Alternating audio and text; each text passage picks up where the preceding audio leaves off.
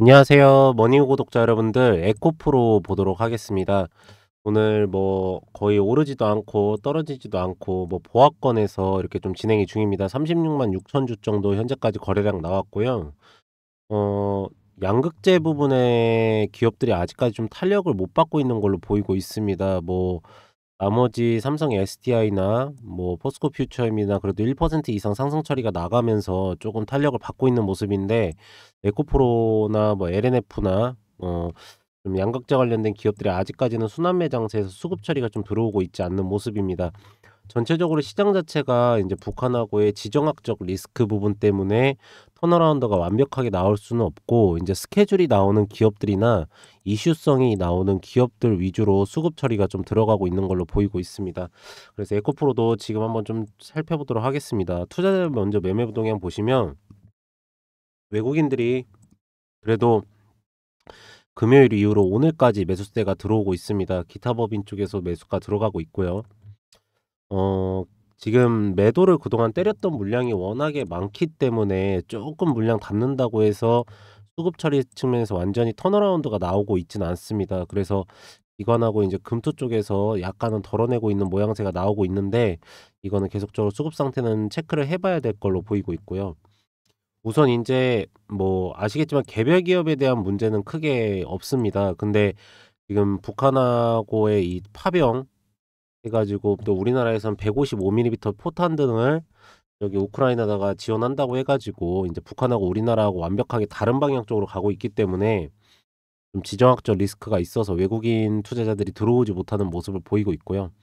중국에서는 인제 기준금리를 0.25%를 또 내린다는 얘기가 나왔습니다. 어 시장 상황은 전체적으로 전 세계 시장은 좋아지고 있는데, 우리나라만 조금 답답하게 실이 주가를 확 못 올리고 있는 모양새가 보입니다. 여전히 이제 외국인들은 우리나라 지수를 2,612 포인트, 2,600 포인트, 위로 50 포인트, 아래로 50 포인트 해 가지고 놀고 있고요. 한 가지 이제 좀 나올 걸로 본 거는, 핵심도 부분 차트 캔들 모양으로 좀 보시면, 어쨌든 간에 그 얇은 봉이 나오면서 아래 꼬리 달리면서 천천히 하락세가 조금씩 주춤해지는 모양새가 나오고 있습니다. 그래서 여러분들도 아시겠지만 하락 처리 모양 나올 때 얇은 봉 나오기 시작하면은 그때부터 이제 주가에 대한 방향성이 바뀌는 시기라고 좀 생각을 하시면 되는데, 이 구간에서 지금 아래 꼬리 부분 달리면서 주가에 대한 횡보선이 바뀌고 있다라고 좀 생각을 하시면 됩니다. 어쨌든 간에 4680 배터리가 진행이 됐습니다. 그리고 테슬라가 여기 보시면 모델 Y 리프릴시가 10월 20일 생산을 시작한다고 나왔습니다, 여러분들. 그래서 이제는 2차 전지 시장에 그걸 봐야 될 때가 온 것 같고, 금일에 인제 TCC 스틸을 비롯해서 2차 전지 섹터로 일부 수급이 조금 유입이 되는 가운데, 테슬라의 모델 Y, 주니퍼 리프레시의 제한적 시험 생산에 들어간다는 준비 소식이 영향을 미친 것으로 보입니다. 그래서 로보택시나 주니퍼 등 2차 전지 주가가 조금 반등을 했으나, 11월 대선 이후에 이 2차 전지 섹터의 방향성이 가장 중요한 것으로 판단이 되기에 인제 2차 전지 섹터의 수급, 그리고 섹터 수급 및 흐름은 계속해서 주목을 좀 해 봐야 될 때라고 보고 있습니다. 그래서 좀 이런 11월 달 테슬라부터 시작을 해 가지고 11월 달에 인제 대선 부분까지 좀 보셔야 될 것 같고, 차트 한번 보시면 사실 매일매일 똑같은 체크이긴 한데, 이게 아직까지 매진 물량 처리 뭉쳐져 있는 22만 7천 원에서부터 14만 9천 원까지는 무너지질 않았어요, 여러분들. 그래서 한 13만 5천 원대 매물선 있는 여기까지는 한순간에 치고 올라올 가능성이 굉장히 큽니다, 여러분들. 이 매물대 구간이 절대로 주가가 올라오지 않으면은 절대로 빼지 않을 거거든요. 그럼 핵심도 구간에서 이 8만 원대에서 주가 상승에 대한 모멘텀을 일으켜서 매물대 구간의 저항선 구간의 최하단 부분까지는 터치를 충분하게 할 수가 있기 때문에, 우리는 우선적으로 봐야 되는 게 지금 83,300 원인데, 83,300 원에서부터 13,500원 구간까지는 박스권으로 올라갈 수 있는 구간은 꼭 체크를 해 놓으시기 바랍니다. 사실 뭐 227,000원에서부터 149,000원까지 뚫어줄 거라고 보고 있는데, 이건 어쨌든 간에 탄산리튬 가격이랑 그리고 양극재 판가 가격이랑 자동차 판매량이 중요한데, 오늘 보시면 탄산리튬 가격이 음 다시 또 약간은 조금 하향세가 나오고 있습니다. 그래서 금요일 장 종료 직전에 상승 보이면서 다시 단기 이평선 위에서 지지받는 모습인 만큼, 금일 이후에 탄산리튬 가격 흐름이 2차 전지 수급은 좀 지켜볼 때가 됐다라고 보고 있습니다. 그래서 빠르게 좀 반등 처리가 나와줘야 될 걸로 보이고 있고요. 수출 데이터 조금 보시면은 그 동박 같은 경우에 약간 조금 꺾인 게 있습니다, 여러분들. 그리고 알루미늄만 같은 경우에는 상승 처리가 나왔어요. 이게 그니까, 근데 가장 중요한 인제 음극재 부분이 약간 올라오고 있다는 거 보이시죠? 그리고 마지막으로 양극재 부분도 약간 올라가고 있는 모습입니다, 여러분들. 그래서 전체적으로 양극재 판가 가격이나 탄산리튬 가격에 대한 상승 부분, 그리고 전기차 판매량에 대한 증가폭이 지금 나타나고 있기 때문에 이 주가는 턴어라운드가 빨리 좀 나와야 되는데, 솔직히 좀 오늘 같은 경우에는 제가 지금 말을 많이 좀 안 하고 있는 이유가 뭐냐면, 지금 설명은 드리지만 좀 막 집중적으로 막 세게 말씀을 안 드리는 게 뭐냐면, 시장이 너무 답답해요. 여러분들 솔직히 이 정도면은요 올릴만 해요. 그냥 제가 대놓고 말씀을 드리면, 저는 이거 83,300원대 그냥 주워 담으시라는 말씀 드리잖아요. 그런 다음에 수급 상태에 의해서 아무 이슈 없어도 이 135,000원까지 가셔 가지고 매도 처리 기술적 반등으로 가능하고, 227,000원 1차 목표가 가져가서 매도하시면 될 것 같다라는 말씀을 여러 번 드렸었는데, 왜 근데 오늘 이렇게 강력하게 얘기를 안 하냐면, 이거는 그냥 시장 자체를 그냥 눌러버리는 거예요, 돈으로.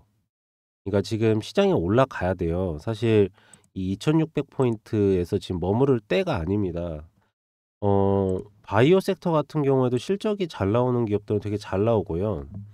또 에코프로 같은 경우에도 4 분기부터 실적 턴어라운드 나오면서 3 분기 실적 시즌도 예상치 가이던스보다 더 잘 나올 거라는 예상치가 지금 나오고 있습니다. 근데 안 올리는 거예요.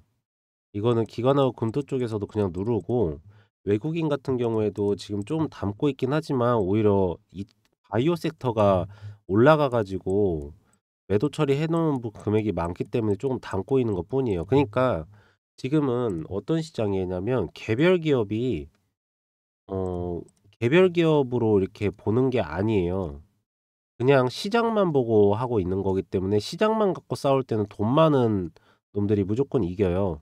솔직히 우리나라 2,600 지금 오늘 한 10 포인트 됐잖아요. 2,600 조만 있으면 되거든요. 애플 회사 한 개만도 못 해요, 우리나라 전체 시총 다 합쳐 봤자. 애플 회사가 4,000 조짜리잖아요. 그러니까 4,000 조를 움직이는 외국인들인데 2,600조 시장 갖고 노는 거 얼마나 편해요. 그러니까 옛날에 코로나 때 막 수급 상황 들어오면서 막 주가 올라가 버리니까 외국인들 콜옵션 매도 다 털리면서 따라 붙었잖아요. 지금 제가 에코프로를 이렇게 막 말씀 안 드리는 게 뭐냐면, 지금 뉴스 같은 거 보시잖아요. 그러면은 뭐 이거 빼놓고 테슬라 시작한다, 볼 K배터리 벼뜨나 278조 활짝 공략 나선다 해 가지고 리튬이온 배터리 수출량 추이에서 엄청나게 증가 처리 나왔어요. 그리고 포트폴리오 다각화로 유럽 공략에서 LNF부터 시작을 해 가지고 LG 에너지 솔루션, 벤츠하고 원통 연료 공급, 그리고 포드, 그리고 삼성 SDI 현대차 배터리 공급 계약 훈풍 감지만 해 가지고 지금 공급 계약 처리가 막 나오면서, 양극재 부분도 인제는 이 LG 엔솔하고 삼성 SDI에서 받아가야 된단 말이에요. 그러면 우리나라에서 양극재 회사 솔직히 몇 개 있습니까, 대표적으로? 3 개밖에 없어요. 에코프로하고 에코프로 BM, 뭐 여기 같은 회사니까 그렇게 치고 LNF, 그리고 포스코 그룹 음극재 부분, 이렇게 밖에 없어요. 이 정도만 그 캐파 다 감당할 수 있단 말이에요. 지금 계약 처리 부분이랑 공급 부분이랑 막 되고 있고, 이제 10월 달하고 11월 달, 12월 달에 이거 공급 계약 처리 나오면서 수주권 받으면서 주가 상승 일으켜야 된단 말입니다. 그러면서도 3-4 분기 이제 실적 턴어라운드 나오면서 주가 이 주가가 떨어졌던 모든 부분에 대해서 다 해결 사항이 나오면서 있단 말이에요. 그래서 주가를 좀 올리려고 했더니 외국인들이 너무 주가 뭐 2,700 포인트 800 포인트까지 올리면 자기 돈 많이 드는 거예요. 그래 가지고 핵심 도군의 선물 옵션에서 하방으로 잡아 놨던 거 "아이 먹어야 되는데 이런 조그마한 시장을 조그맣게 내비로 두고 우리는 그냥 선물로 계약으로 선물 계약으로 계속 수익만 챙겨가면 되는데." 이렇게 하는 겁니다, 여러분들. 그니까 제가 이거 에코프로 아무리 몇 번이고 이거 핵심 도구간 다 정해 드리고 막 이렇게 해도 이거는 너무한 거 하잖아요. 이거는 국가에서 해야 돼요. 말 그대로 그 금투세랑 빨리 폐지도 하고, 그리고 우리나라 밸류업 한다고 했잖아요. 그럼 밸류업 빨리 시작해 가지고 밸류 저평가돼 있는 기업들로 막 돈 빨리 들어가게 하고, 국민연금공단에서도 돈 넣어야 되는 거 알고 있잖아요. 국민연금공단도 투입이 되고 그렇게 하면서 시장에 수급이 빨리 돌게 해야지. 지금 오후 2 시입니다. 오후 2 시인데 에코프로 그룹이 에코프로가 374,000 주 거래됐어요. 그리고 나서 82,000 원짜리 주식이 이게 뭐 한 100만 원짜리 되는 주식이 370,000 주 거래됐다고 하면 모르는데 82,200 원짜리 주식이 375,000 주 거래됐습니다. 이게 말이 안 되잖아요, 솔직히. 그러니까 여러분들한테 제가, 그러니까 이거는 저도 명확해요. 그동안 역대 지정학적 리스크나 뭐 그런 부분이 있다고 하면은 주가는 다시 반등을 하고 그 이후에 올라가는 먼저 올라갈 만한 주식들을 가지고 있으면 됩니다. 그러면은 당연하게 에코프로 그룹주 갖고 있어야 되고 2 차 전지하고 바이오 섹터를 지금 먹고 있어야겠죠. 하지만 이거는 좀 너무하잖아요, 여러분들. 네? 솔직히 유한양행이 지금 에코프로 그룹주의 시가총액을 넘어갔어요. 근데 여러분들 그거 아세요? 에코프로는 그래도 영업이익이 1,000억 원대가 나와요. 유한양행은 영업이익이 300억 이에요. 여기가 인제 '앞으로 더 잘 될 거다.' 그거는 몰라요. 여기 둘 중에 뭐가 잘 될지는. 그러니까 여러분들도 좀 이게 주식하실 때, 근데 저는 하나 뭐 확신하는 건 있어요. '이걸 지금 들어갈래? 이걸 들어갈래?' 저는 이거 들어가요.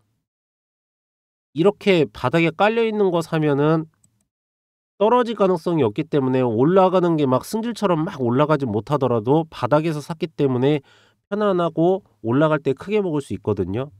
이거 지금 들어가면은 올라가 봤자 이게 시가총액 지금 적정으로 나오는 게 한 17조 원 정도 SC제형까지 나오거든요.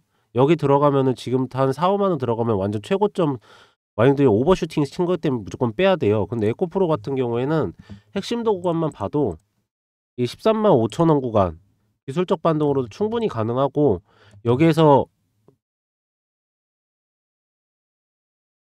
여기에서 인제 227,000원 구간까지도 핵심 물량 뭉쳐져 있는 구간에서 지금까지 아무 투매 현상이 일어나지 않고 OBV도 꺾이지 않았기 때문에 말 그대로 양극재 부분에 대한 수주권 나오면서 4680 배터리 공급 처리까지 나온다고 하면은 그냥 올려쳐서 여기에서 먹을 수 있단 말이에요. 그러면 80,000 원짜리가 220,000 원 정도에서 매도 처리한다고 하면 2.5배 정도 먹은 거거든요.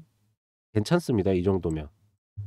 그래서 여러분들한테 꼭 말씀을 드리는 게 이런 시장 상황이나 이런 부분에 대해서 좀 체크를 하셔야 되는 것도 있지만, 밸류가 바닥에 깔려 있는 주식을 사 가지고 먹는 방법도 굉장히 좋은 방법이다라는 말씀을 드리도록 하겠습니다.